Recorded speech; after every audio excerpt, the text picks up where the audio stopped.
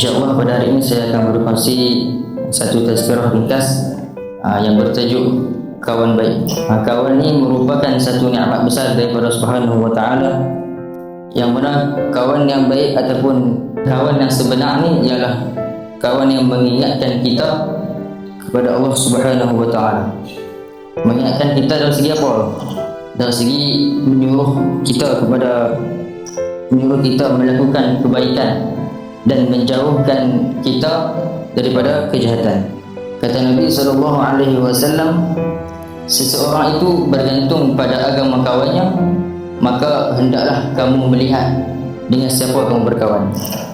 Kawan yang baik ni, dia akan membantu kita pada waktu susah dan bersama dengan kita pada waktu senang, dan dia tidak membiarkan kita ni untuk terus melakukan kesalahan.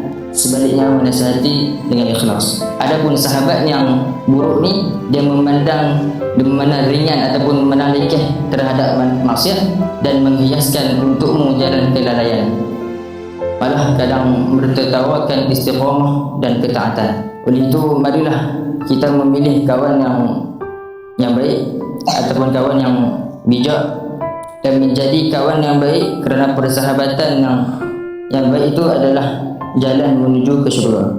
Semoga persahabatan kita ni sentiasa diberkati, dipenuhi keikhlasan, saling memahami dan membawa kita lebih dekat kepada Allah Subhanahu wa Ta'ala.